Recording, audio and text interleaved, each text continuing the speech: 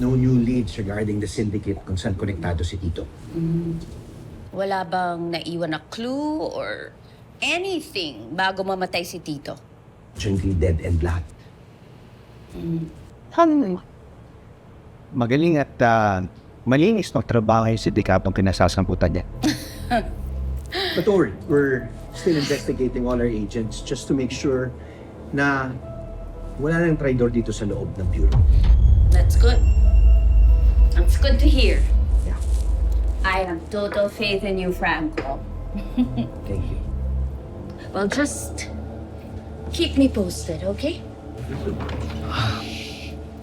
Oh, how's your talk with Isa? Mas lalo pang sumalob sa akin eh. Pero, okay lang. Ako bala sa ano ko.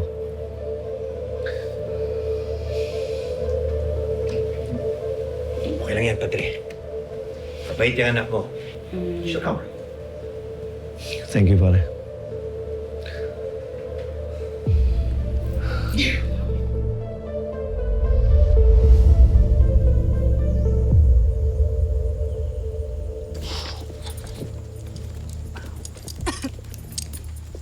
Chip, sushi muna tayo.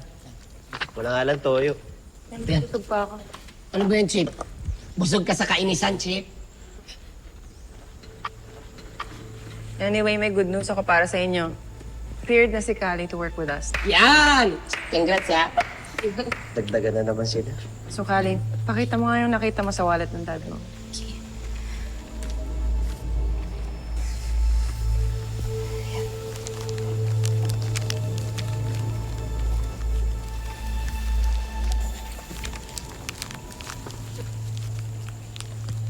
Abner Miranda. Sino to? Siya yung sa tingin ko na nag-operate ng e-sabong website.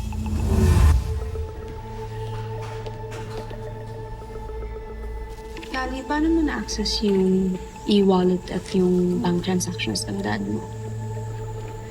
Dati akong tatrabaho sa bangko bilang analyst nila. Kaya nakita ko agad na parang suspicious yung transaction sa tatay ko. Grabe. Ang galing mo. Magaling kumahawak ng pera, no? Di lang magaling humawak ng pera yan. Magaling din manghak ng bank account. Alam nyo guys, isa sa pinakamahirap yun ha.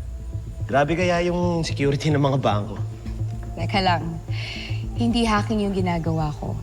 Ina-analyze ko yung mga transactions and then yung mga movements ng mga depositors and then ng mga withdrawers. Alam niyo ba sa criminal activities, kapag gusto niyo malaman kung saan nagsimula, you just gotta follow the money. And that's what I did. I just followed the money. Makes sense. Idol? Idol ka? Diba, Tol? Relax ka lang, Jay. You know, I think tama si Kali. Itong Abner Miranda na to ang nag-operate ng e-sabong na yan. Alam nyo, pwede ko naman i-cross sa web yung pangalan yan para malaman natin yung identity. Good idea, Hex. Please do that para sure tayo. Copy, boss.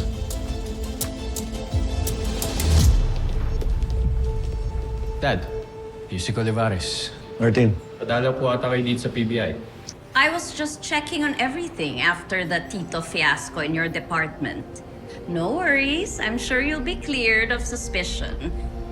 Rest assured, ginagawa po namin ang lahat para hindi na maulit ang nangyari. I will personally make sure na wala nang natitirang mole at lahat ng agents sa major crimes ay tapat. Of course. Maaasahan pa naman ang major crimes para sa malalaking kaso, di ba? Of course. I wish you well, Agent Cervantes. Thank you. Dad, mukhang tahimik ka ata. Si Isa kasi. Hindi pala okay sa kanyang ikakasal kami ni Stella.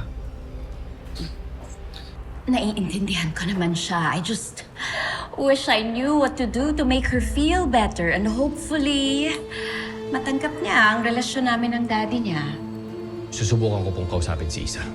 Baka may magawa ko. I appreciate it. Thank you, Agent Cervantes. You're welcome.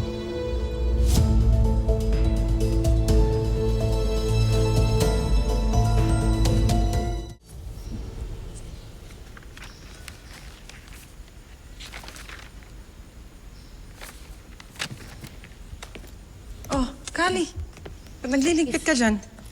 Ay, hindi naman po ang lilikpit, Chief. Napansin ko kasi na hindi nakakatulog yung files niyo. So, inayos ko. Sorry, Chief, kung bawal, ah. Yeah, kasi hindi ka pa official member ng team eh.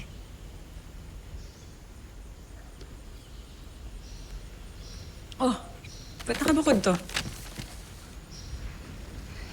Pakiramdam ko kasi, Chief. Isang grupo lang yung may gawa niyan.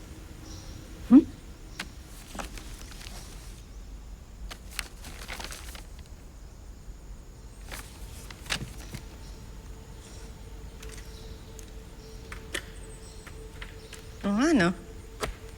Iba talaga pag fresh set of eyes, ano?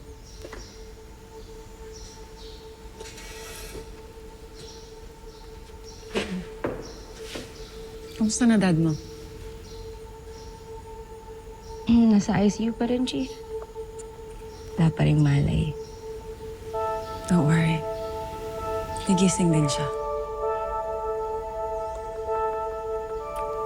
Wala nga, Chief, eh. Sana lumaban si Papa. Tol, ba't ganun yung hirit mo kanina? Hmm. Ba't parang may laman? Wala. Nahangasan lang ako dun. May paubad-ubad pa ng shirt, eh. Wala namang bitaw. Tapatin mo nga ako. As a friend lang. May kinalaman ba ito doon sa sinasabi mong problema ng friend mo? Alam mo, mas related kay Chip tong pagkainis ko kay Martin. Kasi kung kawain niyo si Chip, unlimited. Ano to, Samgyup? Pinaririnig pa sa buong PBI. Alam mo kung ako may asawang ganun, Oh, di ko gagawin yun. Kasi ang babae, tol, nire-respeto. agree ako sa'yo. At aminado din naman ako yung Martin na yan. Balagbag yan, tol. Hindi ko nga alam. Dapat, anihiwalay na ni Chip yan eh. Yun na nga eh. Sipin mo ha, kung sino pa yung balagbag na ganyan, yan pa yung mga sinaswerte. Diba? Baka yan yung type ni Chip. Hindi. Hindi niya deserve yung mga ganyan tao.